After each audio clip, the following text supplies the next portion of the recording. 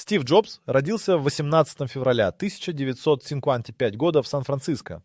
Его мать Джоан была студенткой, а отец Абдул-Фата Джандали работал в университете. Однако мать не могла позволить себе воспитывать ребенка и отдала его на усыновление. Стив попал в семью Джобсов, которые дали ему все необходимое для развития. Отец Пол, инженер, часто делился с ним своими знаниями и увлечениями, что в значительной степени повлияло на его интерес к технологиям.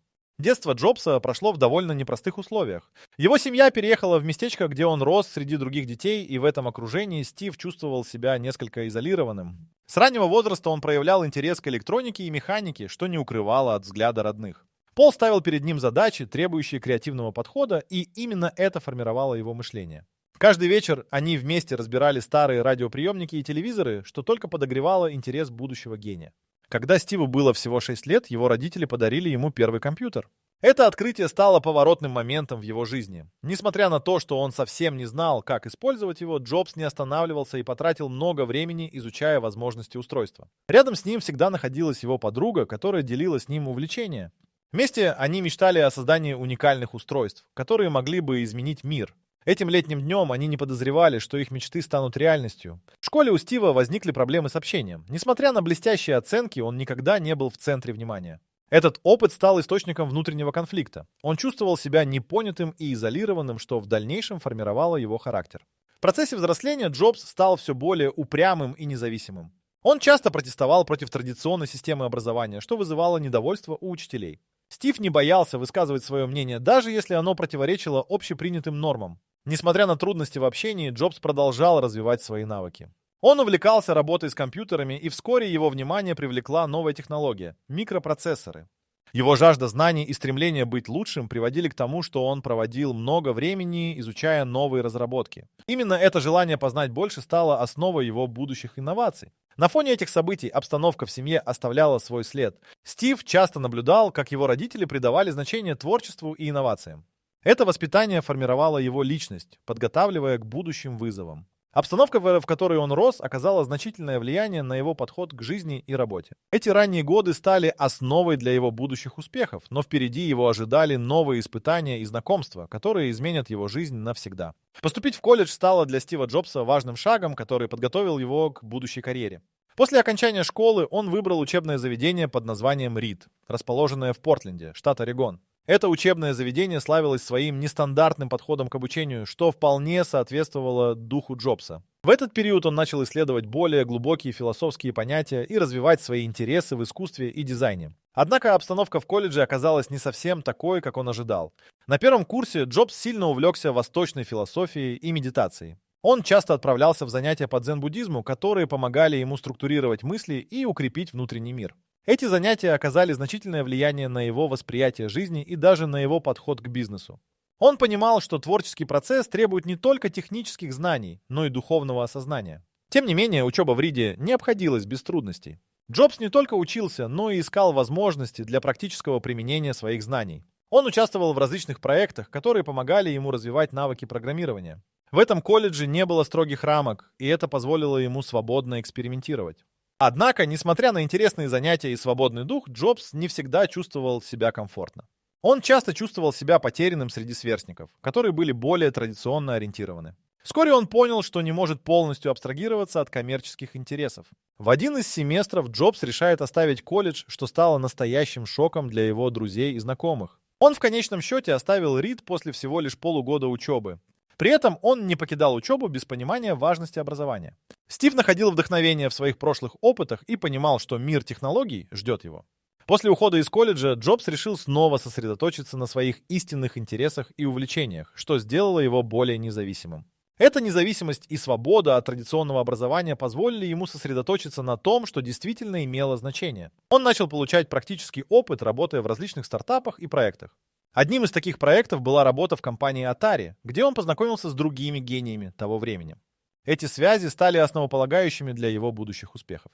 Джобс обрел уверенность в своих силах и понимание того, что ему необходимо создать нечто свое, а не следовать общепринятым путям. Его время в колледже, хотя и короткое, стало важным этапом в карьерном пути. Стив не только изучал философию и технологии, но и научился ценить креативность и инновации. Эти уроки стали основой его будущих достижений. Вскоре он окажется на пороге создания своей первой компании, которая изменит не только его жизнь, но и мир технологий в целом. В начале 70-х годов Стив Джобс, полон надежд и амбиций, начал формировать круг своих друзей и единомышленников, который позже окажется ключевым на пути к его успеху. Одним из первых его соратников стал Стив Возняк, с которым они познакомились в начале своей карьеры. Возняк — талантливый инженер и программист, чья страсть к электронике была не менее сильной, чем у Джобса, стал не только другом, но и важным союзником в создании первых компьютеров. Их дружба, основанная на общем увлечении, стала основой для создания компании, которая изменит мир. Однако не все связи были позитивными. Джобс был известен своим сложным характером и требовательностью, что порой приводило к конфликтам. В его окружении находились как преданные сторонники, так и недоброжелатели, которые ставили под сомнение его методы и подходы. Одним из таких людей был его коллега по Apple, который со временем стал его заклятым врагом. Эти внутренние конфликты в команде стали довольно известными, и многие задавались вопросом, как такая непростая атмосфера могла привести к созданию одного из самых успешных брендов в мире. Тем не менее, благодаря своим связям, Джобс продолжал набирать популярность в мире технологий. Его знакомство с различными предпринимателями и инвесторами сыграло важную роль в развитии Apple. Вскоре он начинает работать над проектами, которые обеспечили его команду финансированием и необходимыми ресурсами для реализации идей. Он понимал важность создания сети поддержки и поэтому активно посещал различные мероприятия и выставки, где мог встретить единомышленников и потенциальных партнеров. Не менее важным элементом в его карьере стали отношения с такими людьми, как Рон Уэйн, который тоже стал одним из соучредителей Apple. Хотя его участие в компании оказалось довольно кратким, именно с ним Джобс подписал первый договор, который лег в основу величайшего технологического стартапа. Эти ранние связи сыграли важную роль в формировании структуры компании и ее первых шагов на рынке. Но даже среди успешных связей Джобс не обходился без потерь. Его конфликты с ключевыми членами команды стали причиной внутреннего напряжения, и порой это приводило к разрыву дружбы. Временами его авторитарный стиль управления вызывал недовольство, и это не могло не сказаться на атмосфере в компании. Тем не менее, Джобс продолжал двигаться вперед, искренне веря в свои идеи и стремясь сделать мир лучше. А еще одной важной фигурой на этом пути стал Эдвард Маккалли, инвестор и бизнесмен, который предоставил Джобсу необходимые финансовые средства для создания первого компьютера Apple. Этот партнер стал надежным союзником, поддерживающим Джобса в его начинаниях. Маккалли понимал потенциал Джобса и его команды, и это доверие стало решающим в начале их совместного пути. Все эти знакомства и отношения, несмотря на сложности, закладывали основу для успеха Джобса. Он умел находить общий язык с разными людьми и строить долгосрочные связи, которые в конечном итоге сыграют решающую роль в формировании Apple как одного из ведущих брендов в мире технологий. Однако впереди его ждут не только успехи, но и неожиданные испытания, которые заставят его переосмыслить свои приоритеты и подход к бизнесу. В начале 70-х годов, вдохновленный своими амбициями и желаниями, Стив Джобс вместе с Стивом Возняком и Роном Уэйном основал компанию Apple. Их первое общее предприятие началось в гараже родителей Джобса, где они собирали свои первые компьютеры. Этот гараж стал местом, где зародилась одна из самых влиятельных компаний в истории технологий. В начале своего пути команда работала без усталости, проводя долгие часы, создавая и тестируя свои инновационные устройства. Они не имели больших финансовых ресурсов, но их упорство и творческий подход вскоре привлекли внимание. Первый продукт, над которым они работали, назывался Apple One. Это был простой, но революционный компьютер, который позволял пользователям выполнять ряд вычислений на своих домашних устройствах. Джобс занимался не только управлением проектом, но и активно участвовал в разработке продукта. Он понимал, что чтобы создать успешный бизнес, нужно предложить нечто уникальное, что-то, что могло бы изменить подход к вычислениям. Стив Возняк, обладая высокими техническими навыками, занимался разработкой аппаратного обеспечения, в то время как Джобс сосредоточился на маркетинге и продажах. Чтобы обеспечить финансирование для своего проекта, Джобс продал свой Volkswagen Combi, а Возняк продал свой калькулятор. Эти шаги позволили им запустить производство Apple One. Первый заказ на один из компьютеров был сделан по цене $500, и вскоре они начали получать заказы от первых клиентов. Несмотря на маленькие масштабы, их продукт начал завоевывать популярность, что вселяло в них уверенность. К концу 1970 года они продали несколько сотен компьютеров, и это стало началом их пути к большим успехам. Однако, несмотря на первоначальные успехи, их ждали новые вызовы. Джобс всегда стремился к совершенству и понимал, что для достижения больших целей нужно расширять бизнес. Он начал активно искать инвесторов и партнеров, чтобы ускорить развитие компании. Вскоре к ним присоединился Эдвард Маккалли, который стал одним из первых инвесторов. Этот шаг оказался решающим для дальнейшего роста Apple. Стив Джобс обладал уникальным даром убеждения. Он мог вдохновить людей своим видением и идеями. Успехи Apple привлекли внимание крупных компаний, и вскоре у Джобса появилась возможность сотрудничать с различными партнерами, что открывало новые горизонты для компании. Однако, несмотря на все достижения, Джобс продолжал сталкиваться с трудностями. Его амбициозный характер порой вызывал конфликты внутри команды, что создавало напряженную атмосферу. Несмотря на это, Джобс оставался верен своей мечте. Он продолжал расширять линейку продуктов, улучшая их характеристики и функциональность. В 1971 году Apple выпустила обновленный Apple II, который стал настоящим прорывом на рынке. Это устройство не только стало более мощным, но и имело привлекательный дизайн, что сделало его еще более востребованным. Успех Apple II положил начало новой эре в мире технологий. Этот компьютер стал первым массовым продуктом, который позволил людям не только работать, но и наслаждаться развлечениями. Это был не просто компьютер, а целая экосистема, открывающая новые возможности и способная изменить жизнь пользователей. Джобс активно продвигал свой продукт на рынке, организуя демонстрации и маркетинговые кампании, которые создали вокруг него ауру инноваций. Несмотря на все достижения, Джобс понимал, что впереди долгий путь, полный испытаний и неожиданностей. Он не знал, что скоро его ждет неожиданный поворот, который заставит его переосмыслить свои приоритеты и методы работы. Но на этом этапе его упорство и страсть к инновациям продолжали двигать компанию вперед. Стив Джобс, казалось, достиг вершины успеха, когда в 1983 году Apple вышла на биржу.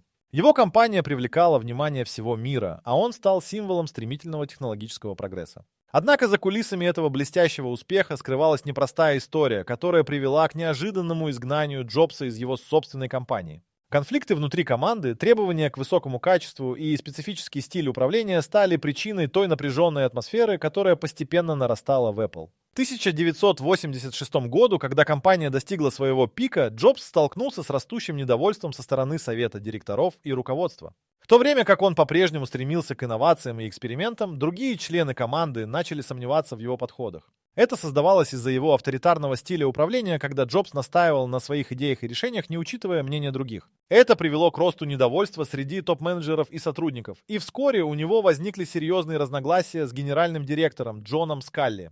Скалли, который когда-то пришел в Apple по приглашению Джобса, начал сомневаться в его руководстве. Он считал, что Джобс слишком много внимания уделяет эстетике и дизайну, в то время как необходимо сосредоточиться на финансовых показателях и стабильности. Эти разногласия обострились и вскоре достигли критической точки. В один решающий день Скалли собрал совет директоров и представил им свои доводы о том, почему Джобс не должен оставаться во главе компании. Вскоре после этого, в 1981 году, Джобс был вынужден уйти из своей собственной компании. Изгнание стало для него настоящим ударом. Он потерял не только работу, но и возможность реализовывать свои идеи в рамках Apple. Тем не менее, это не остановило Джобса. Он продолжил двигаться вперед, основав новую компанию под названием Next, которая сосредоточилась на разработке компьютеров для образовательного сегмента и научных учреждений. Этот проект стал для него новой ареной, где он смог применить свой опыт и знания, продолжая исследовать мир технологий.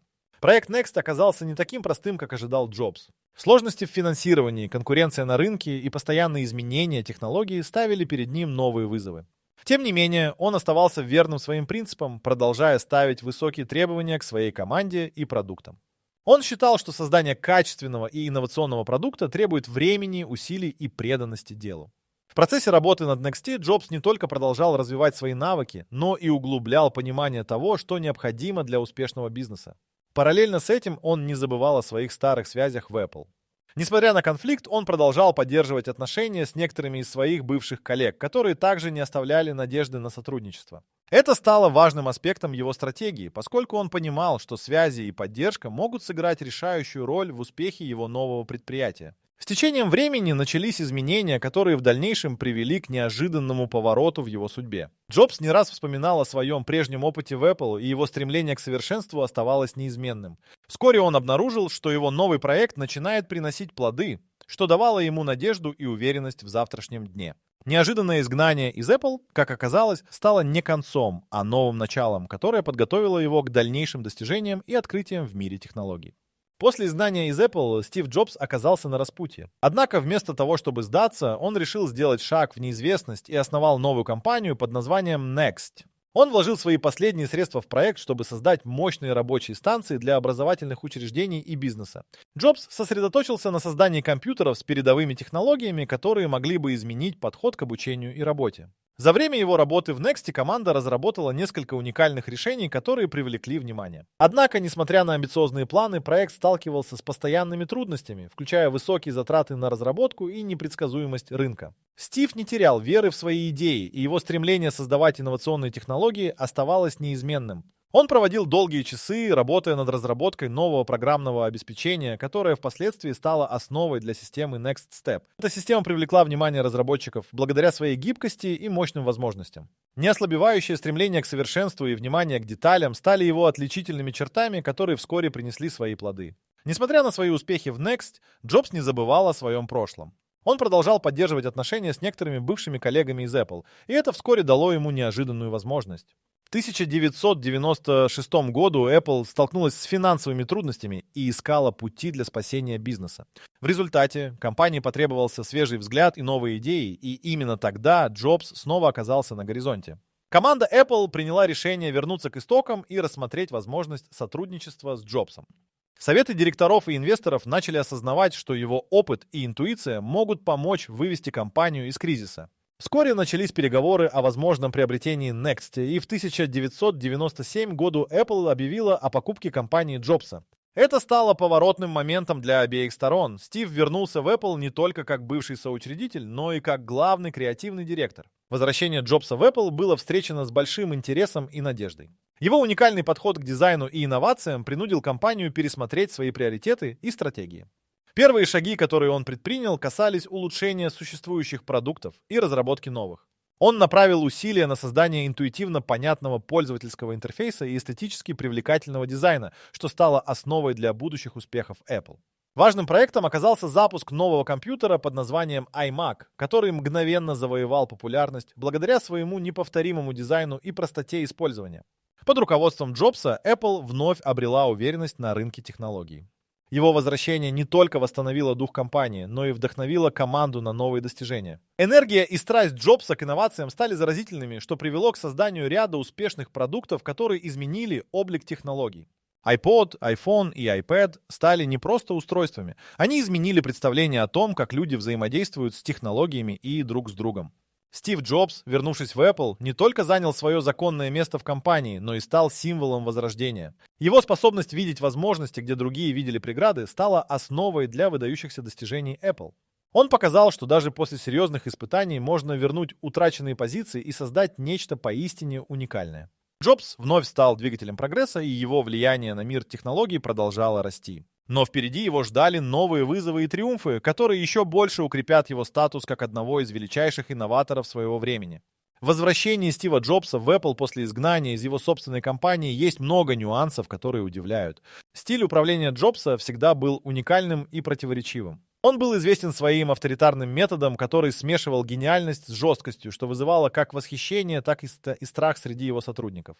Джобс стремился к совершенству во всем, что делал, и это зачастую приводило к напряженной атмосфере в команде. Он задавал высокие стандарты и требовал полной преданности своим идеям, что иногда вызывало конфликты и недовольство.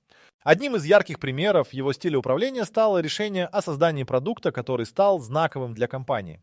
Когда Джобс вернулся в Apple, он сразу же погрузился в работу над новым компьютером, который позже стал известен как iMac. Он не только задавал направление разработки, но и участвовал в каждой детали. Джобс активно вмешивался в процесс проектирования от цветовой гаммы до формы устройства. Он верил, что технологии должны быть не только функциональными, но и красивыми, и эта философия воплотилась в iMac. Когда он заявил команде, что они должны создать продукт, который не только хорошо работает, но и выглядит как искусство, его слова стали мантрой для всей команды. Но не все проходило гладко. Стив Джобс часто вступал в конфликты с другими руководителями, особенно с теми, кто считал, что бизнес-доказательства и финансовые показатели важнее дизайна.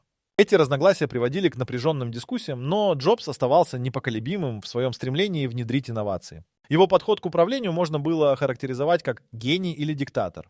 Он не стеснялся использовать свою власть, чтобы добиться успеха, и не боялся обострять конфликты, если это было необходимо для достижения поставленных целей. На фоне этих событий Джобс продолжал вводить в команду новых людей, которые разделяли его видение. Он искал таланты, которые могли бы дополнить его идеи и привнести в компанию свежий взгляд. Многие из этих сотрудников удивляли его не только своими навыками, но и способностью работать в условиях стресса. Именно такие люди помогали ему реализовывать проекты, которые казались невозможными на первый взгляд. Борьба за идеалы Джобса не ограничивалась только внутренними конфликтами. Он постоянно искал способы улучшить производственные процессы и минимизировать затраты, что тоже не всегда воспринималось с энтузиазмом. Некоторые сотрудники считали его требования чрезмерными, но этот стиль принуждения часто приводил к выдающимся результатам. Например, когда команда работала над проектом iPod, Джобс настаивал на том, чтобы продукт имел не только отличную функциональность, но и элегантный дизайн.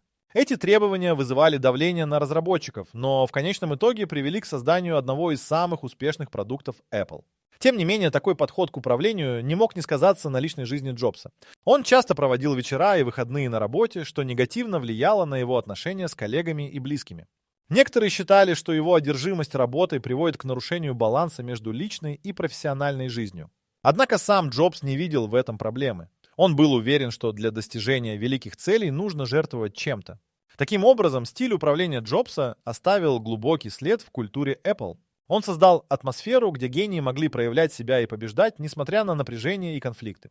Эта комбинация талантов, страсти и нестандартного подхода к делу позволила Apple вернуться к жизни и занять лидирующие позиции на рынке технологий. Несмотря на все трудности, которые приносило его лидерство, именно Джобс стал тем человеком, который изменил представление о том, каким должен быть успешный бизнес в мире технологий. Впереди его ждали новые вызовы, которые потребуют еще больших усилий и интуиции, но его уникальный стиль управления уже заложил основу для будущих успехов. Стив Джобс всегда был известен своей способностью создавать инновации под давлением, и его жизнь полна примеров того, как стрессы превращались в мощные источники вдохновения. Один из таких случаев произошел, когда он работал над первым iPhone. Это был критический момент для Apple, и давление на команду росло с каждым днем. Джобс был настойчив в своем стремлении создать идеальный продукт. Он знал, что успех нового устройства определит будущее компании.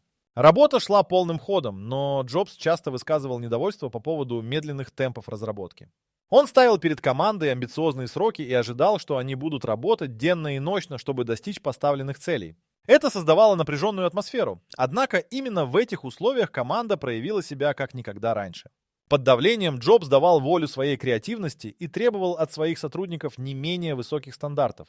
Одним из самых известных примеров давления была ситуация, когда команда сталкивалась с проблемами в реализации функции Multouch. Джобс был непреклонен. Он хотел, чтобы продукт выглядел и работал безупречно.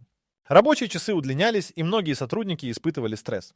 Тем не менее, именно в этом напряжении они нашли решение, которое впоследствии стало одним из ключевых элементов iPhone. Джобс, по сути, стал катализатором для инноваций, так как его настойчивость и требовательность буквально вытягивали из команды максимальные усилия.